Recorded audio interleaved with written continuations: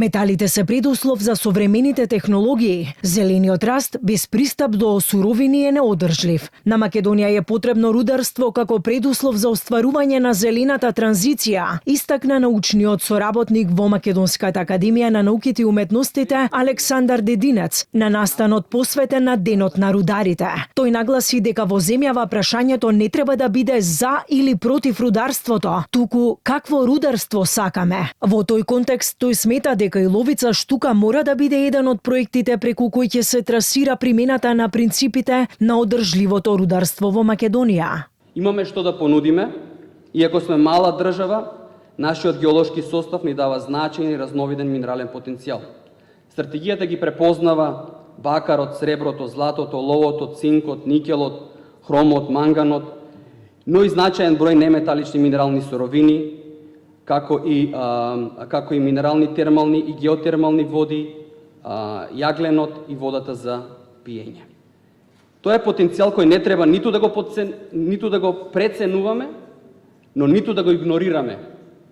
Треба паметно да го истражиме, да знаеме со што располагаме и одговорно да одлучиме под кои услови и како треба да се користи. Во земјава во моментов функционираат 4 рудници за метални суровини, но само еден од нив произведува критичен и стратешки минерал, Бучим Боровдол, каде што се експлоатира бакарна руда. Кај новите инвестиции активен е проектот за ископ на критичен минерал, рудникот за бакар и Ловица Штука. Инвеститорот го најавува проектот како најголема странска гринфилд инвестиција од над 340 милиони евра само во првите 2 години. За да ги намалиме емисиите на стакленички гасови, потребна е фундаментална трансформација на енергетскиот сектор, повеќе обновливи, електрификација на транспортот, системи за складирање, модерни електроенергетски мрежи, поголема енергетска ефикасност и забрзана дигитализација.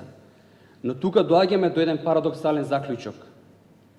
За да изградиме нискојаглеродна економија, ќе ни бидат потребни повеќе, а не помалку одредени минерални суровини. Економското влијание на рударството не завршува на портите на рудникот. Еден рудник создава работа и за транспортните компании, градежништвото, машинската индустрија, порача министерката за енергетика, рударство и минерални суровини Сања Божиновска. Инаку, според последните податоци, во 2025 година во Македонија биле произведени 130.174 тони бакарен, оловен и цинковен концентрат, а рударството учествувало со 10,9% во индустриското производство и со 2,8% во вкупниот извоз на државата.